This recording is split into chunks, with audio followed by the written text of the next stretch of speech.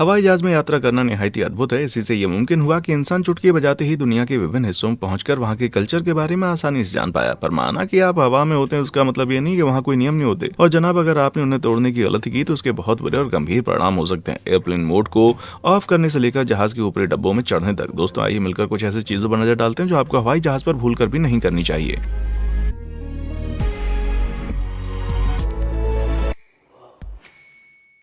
Shorts का किस्सा। दोस्तों, मेरी पिछली हवाई यात्रा की शुरुआत बहुत ही खराब रही। मैंने बस अभी तशरीफ टिकाई थी कि तभी फ्लाइट अटेंडेंट मुझसे बोली कि या तो मुझे अपनी बैटमैन वाली ड्रेस को उतारना पड़ेगा या फिर खुद उतारना पड़ेगा। आपको जानकारी दे दूं कि एयरलाइंस के अपने ड्रेस कोड होते हैं और तो और जनाब, अलग अलग एयरलाइंस के अपने अलग कोड होते हैं। आप कहाँ जाना चाहते हैं ये इस बात पर आधारित होता है और ये आप बदल सकते हैं। नई सरदर्दी है यार। सुनिए, कुछ देश जैसे इंडोनेशिया मुख्य रूप से मुस्लिम और यहाँ की वेशभूषा बाकी जगहों की तुलना में ज्यादा कंजर्वेटिव होती है। इसलिए अगर आप वहाँ पर उड़ान भर रहे हैं तो विमान पर चढ़ने से पहले खुद को ढक लेने में बेहतरी है। लेकिन मैं ये कहूंगा कि फ्लाइट कोई भी हो, पर वहां जाने से पहले आपको कपड़ों के दिशा निर्देशों पर जरूर एक नजर डालनी चाहिए।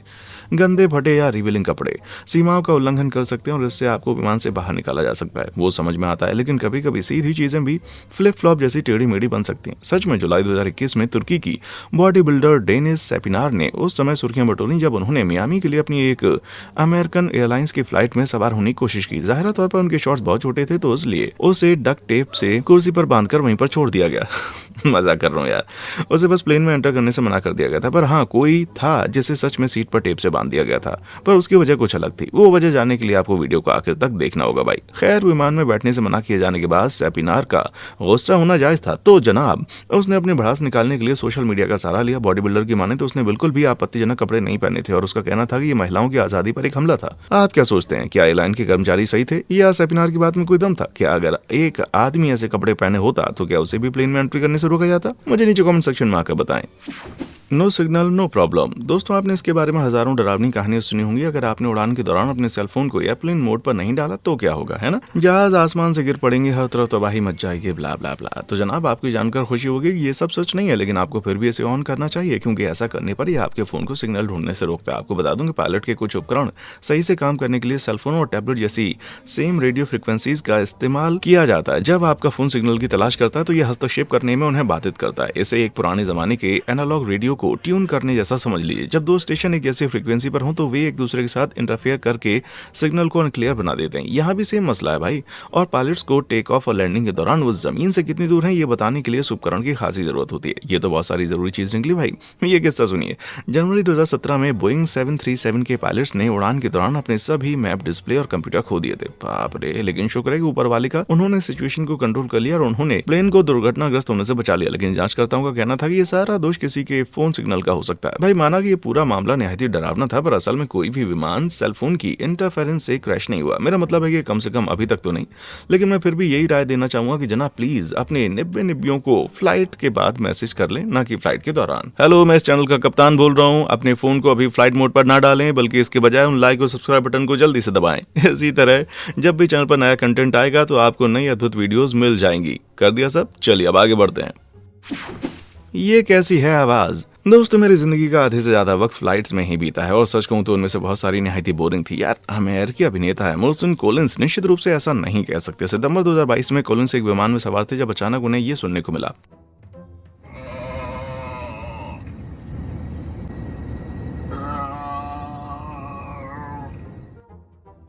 ये अजीब डरावनी आवाजें रुकने का नाम नहीं ले रही थी और एक पॉइंट पर तो एक फ्लाइट अटेंडेंट को यात्रियों से माफी तक मांगनी पड़ गई। Ladies and gentlemen, we realize there is an extremely irritating sound coming over the public announcements. The flight deck is trying to troubleshoot, trying to turn it off, so please be patient with us. We know this is a very odd announcement. अरे बाप रे, यहाँ पर असल में चल क्या रहा था? ना ना ना भाई, ये ऊंची उड़ान भरने वाली किसी का भूत का काम नहीं है, बल्कि किसी ने जाहिर तौर पर विमान के एपीएस सिस्टम को हैक कर लिया था और वहां मौजूद यात्रियों से प्रैंक कर रहा था। पर उन्होंने ये कैसे किया, इसका जवाब कोई भी नहीं जानता। लेकिन जनाब, पूरी फ्लाइट के दौरान ये अजीब और गरीब आवाजें बस चलती रहीं।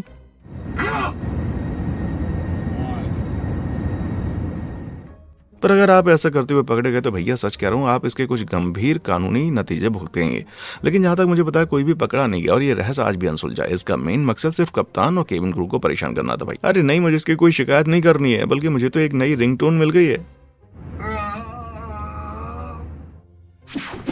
फ्लाइट बनी कूड़ेदान। मुझे लगता है कि हम सभी इस बात से सहमत होंगे कि कूड़ा कहीं भी फैलाना बहुत ही बुरा होता है, लेकिन जो लोग अपना कूड़ा करकट हवाई जहाज में फैलाते हैं भैया वे तो सबसे वर्स्ट हैं। फ्लाइट अटेंडेंट को अक्सर हवा में उनके समय के लिए भुगतान किया जाता है, इसलिए अगर लैंडिंग के बाद विमान पर कोई कचरा रह जाता है तो उन्हें मजबूरी में बिना पैसे लिए इसे साफ करने का उल्टी वाला काम करना पड़ता। मेरा मतलब एकदम डिस्गस्टिंग काम है यार ये। पुराने खाने के साथ साथ एक अटेंडेंट ने देखा कि फ्लाइट में अपना दिल थामे रखना है मेरे भाई, ठीक है। सीट की जेब में अनगिनत गंदे डायपर और गंदे अंडरवियर ठूंसे गए थे। छी यार, घटिया बात है।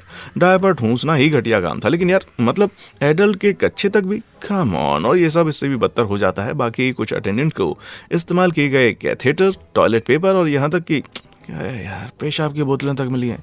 उन्होंने वहाँ पेशाब कैसे, अब क्या कहूँ यार, रहने दो, मुझे बिल्कुल नहीं जानना। बस प्लीज़ यार उन बेचारों का भी ख्याल रखो जिन्हें ये गंदगी साफ करनी पड़े। प्लीज़ विमानों पर कचरा ना छोड़ें, और हाँ कभी कभी भी अपना खाना गलती से सीट की जेब में ना रखें, क्योंकि आप नहीं जानते कि इससे पहले वहाँ क्या बंद बला रखी गई थी। समझ रहे हो? ओहो, अजीब गरीब यात्री। मुझे गलत मत समझना, मुझे भी पालतू जानवर बहुत पसंद है, लेकिन मैं उन्हें अपने साथ विमान में बिल्कुल नहीं ले जाना चाहूँगा। फिर भी कुछ एयरलाइन सभी प्रकार के जानवरों को फ्लाइट में ले जाने की अनुमति देती हैं जब तक कि वे अच्छा व्यवहार करते हैं, जबकि बाकी की कुछ सिर्फ सर्विस एनिमल्स ले जाने की ही अनुमति देती हैं, जैसे कि एक गाइड डॉग। लेकिन इसका फायदा उठाकर लोगों ने अपने नॉन सर्विस पेट्स को भी बोर्ड पर लाना शुरू कर दिया, ये दावा करते हुए कि वो भी सर्विस एनिमल्स हैं, ताकि ये उन्हें मुफ्त में हवाई यात्रा करवा सकें। जनाब, हम यहाँ गाइड घोड़ों, मोरों और यहाँ तक कि स्वरों की बात कर रहे हैं, और ये तथाकथित सर्विस एनिमल फ्लाइट पर अक्सर पगला जाते हैं, हर जगह हकते हैं, शोर करते हैं और आमतौर पर बुरी तरह से अराजकता पैदा कर देते हैं। बेवकूफ लोग। बस इसी वजह से एक नया नियम बनाया गया जिसमें कुत्तों के अलावा बाकी किसी भी सर्विस एनिमल की उड़ान पर प्रतिबंध लगाया गया। लेकिन कुछ लोगों का कहना था कि ये उन जानवरों के साथ ज्यादती होगी जो पूरी तरह से उन पर ही डिपेंड थे। खैर छोड़िए, मोर की तुलना में ऐसे हजारों जीव थे जिन्हें कभी न कभी कई लोगों ने हवाई जहाज की सैर करवाई थी। जी हाँ, 2012 में एक आदमी ने एक जंगली इजिप्शियन कोबरा पकड़ा और उसे कुवैत में अपनी रेप्टाइल शॉप में ले जाने के लिए उसे अपने सामान में डाल दिया। वो बेवकूफ इंसान किसी तरह से इसको विमान पर ले जाने में कामयाब हो गया, लेकिन वो इंसान जैसे ही अपनी सीट पर बैठा तो उसे रेस्टलेस कोबरा को कंट्रोल करना उसके बस की बात नहीं थी। आपको बता दूं कि इजिप्शियन कोबरा बहुत ही आक्रामक और निहायत जहरीले होते हैं, और थोड़े संघर्ष के बाद कोबरा ने उसको काट लिया और खुद केबिन में रेंगता हुआ वो भाग गया। बस फिर क्या था, तबाही शुरू हो गई। जहां तक मुझे पता, वो आदमी अपनी इस बेवकूफी के बाद भी बाल बाल जिंदा बचा, लेकिन चारों तरफ हड़कंप मचाने और सांप से निपटने के लिए उस प्लेन की इमरजेंसी लैंडिंग करनी पड़ी। और मुझे लगता है कि सेक्स ऑन अ प्लेन ये बिना सर पैर वाली मूवी थी। भैया, इसके कुछ साल के बाद 2016 में यकीनन इससे भी ज्यादा एक भयानक चीज हुई। मॉन्ट्रियल की उड़ान पर एक यात्री आराम करते हुए अपने आईपैड में लगा हुआ था कि तभी अचानक उसे अपने पैर में कुछ गुदगुदी महसूस हुई। नीचे देखने पर एक तगड़ा शॉक लगने के बाद उसे ये एहसास हुआ कि एक बहुत बड़ा टोरेंटुला था।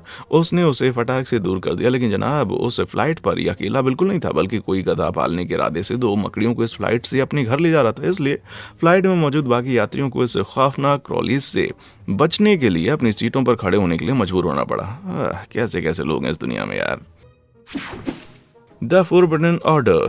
जनाब, मुझे आप लोगों का तो नहीं पता, पर प्लेन पर बैठने के 5 मिनट के बाद ही मेरा मुंह ऐसे सूखने लगता है मानो जैसे रेगिस्तान में हो। लेकिन अगर आपके पास वो ऑल इम्पोर्टेंट रिफ्रेशमेंट वाली ट्रॉली आती है ना, तो भैया अब से अपना ऑर्डर देने से पहले 2 बार जरूर सोचना। सीधे सीधे कहूँ तो चाय और कॉफी को बिल्कुल मत चुनना, क्योंकि विमानों के पानी के टैंक अक्सर पुराने और बैक्टीरिया से भरे होते हैं। शायद चाय, कॉफी और यहाँ तक कि बर्फ में भी उसका ही पानी इस्तेमाल किया जाता है। जनाब, मेरा मतलब प्लेन में चाय के साथ बीमारी की चुस्की ले रहे होते हो आप, देखिए, इसलिए बॉटल वाटर को ही प्रेफर करें। हाँ, माना उनकी कीमत कुछ ज्यादा होती है, पर बीमार तो नहीं होगी ना। और अगर आप शराब पीने के आदी हो चुके हैं तो जनाब फिर आपको ज्यादा ध्यान रखना पड़ेगा, क्योंकि जब आप हवा में 12,000 फीट की ऊंचाई पे होते हैं तो वहां जमीन की तुलना में बहुत कम ऑक्सीजन होती है। वो प्रेशराइज्ड केबिन ये पक्का करता है कि आप अच्छे सांस ले सकें, लेकिन फिर भी आपको चक्कर आने और मिचली महसूस होने के ज़्यादा चांसेस हैं। और अगर आप इसे अच्छे शराब के साथ मिलाते हैं तो फिर मामला आपके हाथ से बाहर हो जाएगा। जून 2021 में एक यात्री नशे में इतना चूर हो गया कि उसे केबिन क्रू के एक सदस्य को काटने की कोशिश की उसने, जिसके चलते उसे हवाई जहाज के वॉशरूम में बंद करना पड़ा। मतलब क्या यार, कुछ बियर के बाद मुझे भूख लगती है, लेकिन मैं तो आमतौर पर कबाब से काम चला लेता हूँ। इसके बाद उस व्यक्ति को मारपीट और नशे की हालत दोनों के लिए 20 महीने की जेल की सजा सुनाई गई, क्योंकि भाई माना कि उसने किसी को काटा नहीं, पर उसने फिर भी कानून तो तोड़ा ही था। जी हाँ मियां, विमान में नशे की हालत में होना एक क्रिमिनल ऑफेंस है, और इस कहानी को सुनने के बाद मैं ये समझ गया हूँ कि ऐसा क्यों है। Bad batteries. अगर मैं आपसे कहूँ कि जब भी आप अपने फ़ोन का हवाई जहाज़ पर साथ ले जाएं तो आपका फ़ोन आग की लपटों में फट सकता है, तो आपका क्या रिएक्शन होगा? मेरा मतलब अगर इसमें लिथियम बैटरी है तो ऐसा होना मुमकिन है। लिथियम बैटरी सभी प्रकार के रोज़मर्रा के डिवाइसेस के अंदर होती है, फिर चाहे फ़ोन हो, लैपटॉप हो या फिर आपके कैमरा। अगर आप इनमें से किसी को भी अपने साथ ले जाते हैं तो एयरलाइंस आपको लगभग हर बार यही सलाह देगी कि आपसे यही अनुरोध है, भैया इसे अपने हैंड लगेज में रखें, ना कि अपने मैन लगेज में। ठीक है, ऐसा क्यों? सुनिए, लिथियम बैटरी उच्च तापमान के लिए हाईली सेंसिटिव होने के साथ साथ अविश्वसनीय रूप से फ्लेमेबल भी होती है बॉस। ये कॉम्बो बिल्कुल बिल्कुल बढ़िया नहीं है। हाँ, माना कि यूं ही बेवजह फटने की संभावना नहीं रहती, लेकिन हर चीज़ में खराबी होना आम बात है। और क्योंकि विमानों में बाहरी वातावरण की तुलना में ज़्यादा ड्राई हवा होती है, तो अगर कोई चीज़ यहाँ आकर फटती है तो बहुत तेज़ी से अंदर फैल जाएगी आग। अब अगर एक केबिन में आग लग जाती है तो बहुत ही बुरा होगा। भले ही आप इसे तेजी से बुझा भी दें, पर तब तक इस बंद जगह में धुआं तेजी से भर जाएगा, जबकि आग खुद विमान को बुरा नुकसान पहुंचा सकती है, पर इसके साथ यात्रियों को भी फ्राई कर सकती है भैया। लेकिन कम से कम चालक दल को आग के बस से बाहर होने से पहले केबिन में इससे निपटने का मौका मिल जाता। 2018 में शंघाई में जाने वाली एक उड़ान में एक पावर पैक ओवरहीट डिब्बे में गर्म हो गया और उसमें तेज आग लग गई। पर दोस्तों, क्योंकि वो किसी के हाथ के सामान में था, तो कर्मचारियों ने जल्दी से उस पर पानी फेंका और उसे जल्दी से बुझा दिया। पर अगर वही आग होल्ड में लगी होती तो भैया कम से कम उस तक पहुंच भी नहीं पाते और ये पूरी तरह से बदतर हो जाता है। इसलिए अपने आप को और अपने फोन को मुख्य सामान में तब तक ना रखें जब तक ये सुरक्षित रूप से बंद ना हो। उड़ान में अंगारे बरसाने की एकमात्र अनुमति पता है किसको दी जानी चाहिए? जी हाँ, मेरा रैप मिक्स टेप को। समझ रहे हो मेरे भाई? फ्लाइंग फ्लू, मेरी दादी हमेशा मुझसे कहती थी थोड़ी सी गंदगी सबके लिए अच्छी होती है यंग मैन, और शायद वो सही भी थी, पर हाँ एक हद तक। लेकिन भैया मुझे नहीं लगता कि ये कहावत जहाज पर बिल्कुल लागू होती है। हवाई जहाज के केबिन में ऐसे कॉम्पैक्ट और बंद जगह होती हैं जिनमें बहुत से लोग ठसाठस भरे होते हैं, और यहाँ एयर सर्कुलेशन भी लिमिटेड सप्लाई होती है जनाब। वो हवा जिसमें सब अपनी अपनी सांस लेते हैं छोड़ते हैं, फिर वो छोड़ी हुई हवा दूसरे जन के पास पहुंच जाती है। जी हाँ, माना उनके पास हवाई कीटाणुओं से छुटकारा पाने के लिए फिल्टर सिस्टम होते हैं, लेकिन वे 100% कारगर नहीं होते जनाब। हर सीट के ऊपर एयर वेंट्स भी लगे होते हैं। हालांकि अगर आप मेरे जैसे इंसान है तो आप भी उन्हें फटक से बंद कर देते होंगे ताकि ठंडी कड़कती हुई ठंड से बच पाए। लेकिन सुनो, आपको ऐसा बिल्कुल नहीं करना चाहिए। वेंट को खुला छोड़ने से ताज़ी हवा बाहर से अंदर आती है, हवा का प्रवाह बढ़ता है और ऐसा होने से बैक्टीरिया को आपके आसपास होने से वो बाहर धकेलता है। ये एक तरह का फोर्स फील्ड जैसा है। इसलिए अगर आपको ठंड लगती है तो मुझ पर विश्वास करें, वेंट को बंद करने के बजाय बस जनाब अपना स्वेटर पहन लें, वेंट्स को ओपन रखें, फोर्स फील्ड को अप करें मेरे भाई। कीटाणु फैलाने का वक्त आया है। तो जनाब, जैसा हमने पहले देखा कि फ्लाइट अटेंडेंट को बोर्ड विमानों पर सही मायनों में कुछ निहायती ग्रोस चीजें मिली हैं, और अब हमें यह भी पता चला है कि केबिन की बंद जगहों के अंदर गंदे कीटाणु बड़े पैमाने पर अपना आतंक फैला सकते हैं। तो जनाब, इन सब बातों को ध्यान में रखते हुए मुझे बताओ कि क्या आप फ्लाइट पर अपने मोजे उतार कर नंगे पैर घूमेंगे? मेरा मतलब वो नीचे का फर्श शायद उल्टी पूप और बाकी सभी प्रकार की घटिया चीजों से भरा हुआ है। तो अगर आप ऐसा करेंगे तो पगलेट कहलाएंगे ना। पर जनाब, कुछ लोग सच में पागल ही होते हैं, और इससे बदतर पता है क्या भैया, वो अपने गंदे मुश्की पैर दूसरे लोगों की सीटों पर जबरदस्ती पसार देते हैं। मेरे लिए तो उसको बर्दाश्त करना बहुत मुश्किल है। जैसे ही मैं घूमूं तो मुझे अपनी कोहनी से टकराते हुए किसी के गंदे भद्दे पैर नजर आए। ओहो, सीरियसली, ऐसा ना सिर्फ करना गंदा है बल्कि निहायती अनहाइजीनिक भी है। ऐसा नहीं है कि नंगे पांव वाले राक्षसी कीटाणु फैलाने वाले इकलौते बेवकूफ हैं जिनका आप सामना करते हैं, बिल्कुल नहीं। एक अभागे यात्री ने खुद इस भद्दी चीज को एकदम पीछे बैठा हुआ पाया। क्या कर रहे हो? मैं बस इतना ही जानना चाहता हूँ, अगर ये इतने गंदे नहीं होते ना तो कसम से मैंने इसका ये सारा काला चुंडा ही पुट देना था मेरे भाई। हालांकि ऊपर वाला झूठ ना बुलवाए, पर ये शायद अभी भी एयरलाइंस के मुहैया करवाए गए कंबलों की तुलना में बहुत ही साफ है भाई। ये जाहिर है कि उड़ानों के बीच में उन कंबलों को लगातार साफ करने के लिए शायद ही कभी पर्याप्त समय मिलता होगा, इसलिए अक्सर उनको वैसा ही रीयूज किया जाता है। अच्छी यार, इससे कोई फर्क नहीं पड़ता कि आप कितना हैंड सैनिटाइजर लगाते हैं, पर अगर आपने अपने ऊपर एक स्लॉट व्यू लार में लिपटा हुआ कंबल लिपटा लिया ना, तो आपसे लिपटने अभी भी लाखों की तादाद में कीटाणु वहां पर आ जाएंगे। और अगर कर्मचारियों के पास कंबल साफ करने का समय नहीं है तो क्या आपको लगता है कि उनके पास खिड़कियां साफ करने का वक्त होता है? ओह हाँ, मुझे तो नहीं लगता। इसलिए अगर उन पर भी आप अपना सिर रखें तो बचकर रहिए। हो सकता है कि गंदे ना दिखे, लेकिन बैक्टीरिया कौन सा आपकी आंखों से दिखने वाले हैं, वो माइक्रोस्कोपिक होते हैं, और जब आप खिड़की सटकर झपकी लेते हैं तो क्या पता वो आपके पूरे चेहरे को चूम कर मल्टीप्लाई हो रहा हो। ठीक है, शायद इन ग्रोस चीजों के बारे में सुनकर आप परेशान हो गए, लेकिन भाई आपके पसीने छुड़ाने वाला सीन तो अभी बाकी है। भैया, इस औरत को अपनी चड्डी एयर विंड्स के सामने सुखाते हुए देखा गया। यार, मेरा तो इंसानों से विश्वास उठ गया है, जिंदगी बर्बाद। ओवरहेड बेड, जनाब मैं आपके बारे में तो नहीं जानता, लेकिन मेरा हैंड लगेज हमेशा खाने की चीज़ों से भरा रहता है, इसलिए मैं इन्हें फ्लाइट के वक्त ओवरहेड लॉकर्स में डाल देता हूँ, ताकि जब मुझे भूख परेशान करे तो मैं फटक से उठकर इसमें हाथ डालकर पापी पेट की भूख में रह सकूँ। लेकिन दोस्तों, मेरी डर के मारे जान चले जाए अगर मैं अपना सामान लेने के लिए उठूँ और वहाँ दांत फाड़ता हुआ कोई इंसान मेरा स्वागत करने के लिए आए। अरे भैया, ये स्पष्ट बात नहीं है कि वो ओवरहेड डब्बे सामान रखने के लिए हैं, इंसानों के लिए नहीं। हालांकि मुझे हैरानी इस बात की है कि बहुत से लोग अभी भी जोर जबरदस्ती से उनमें चढ़ जाते हैं, और इसमें भी हैरानी तब होगी जब ये पता चले कि ये आम इंसान नहीं बल्कि फ्लाइट अटेंडेंट है जिनका दिमाग खराब हो गया है। कभी कभी वे इसे किसी प्रकार के नौसिखिया वेलकम के समारोह के रूप में करते हैं, जबकि बाकी बात सिर्फ इंस्टाग्राम पर फॉलोअर्स बढ़ाने के लिए, जो कि बहुत ही अजीब बात है, लेकिन ये एकदम हार्मलेस है। 2019 में साउथ वेस्ट एयरलाइंस की एक उड़ान पर तो जनाब एक अटेंडेंट ने एक ओवरहेड लॉकर से ही यात्रियों का फ्लाइट पर बैठने का स्वागत किया। हालांकि कभी कभी ये इतना हार्मलेस नहीं भी होता। 2011 में वर्जिन ब्लू के एक कर्मचारी को नौकरी से तब निकाल दिया गया जब उसने एक यात्री के बच्चे को उठाया और उसे ओवरहेड लॉकर्स में से एक में डाल दिया। जी हाँ, आपने एकदम सही सुना। अटेंडेंट का दावा था कि वो तो सिर्फ उस परिवार के साथ एक छोटा सा लुकी छिपी का गेम खेल रहा था, लेकिन जनाब बच्चे के माता और पिता ने निश्चित रूप से इसे इस तरह से नहीं देखा, ना बिल्कुल नहीं। या मैंने कभी सोचा भी नहीं था कि मुझे ये कहने की नौबत आन पड़ेगी कि भैया बच्चों को सामान के डब्बे मत डालो, ठीक है, समझे आप। अंडर प्रेशर, आप हवाई अड्डे पर घंटों कतार में लगे हुए हैं, चेक इन करवा रहे हैं और कस्टमर से गुजर रहे हैं और इसलिए आप बहुत थक गए हैं। और जब आप आखिरकार विमान पर चढ़ जाते हैं तो आप बस इतना चाहेंगे कि आप अब आराम से सो जाए, है ना भाई। मैं भी एकदम सेम करता हूँ, लेकिन जरा रुकिए, आपको असल में ऐसा बिल्कुल नहीं करना है, कम से कम फटक से तो बिल्कुल नहीं। क्योंकि दोस्तों जब एक विमान उड़ान भरता तो केबिन के अंदर हवा का दबाव तेजी से बदलता है। यह आपके कानों के बाहर के दबाव को अंदर के दबाव से अलग बनाकर एक वैक्यूम से बनाता है, जिससे आपके कान के पर्दे नॉर्मल तरीके से वाइब्रेट नहीं कर पाते। भाई अगर आपने कभी इसका अनुभव किया है तो आप उस अनकंफर्टेबल ब्लॉक्ड सेंसेशन से काफी वाकिफ होंगे। पर अच्छी खबर यह है कि आप इसे जमाई लेके या फिर स्वॉलिंग करके आसानी से ठीक कर सकते हैं। ऐसा करना आपके कानों की यूस्टेशन ट्यूब को खोल देता है।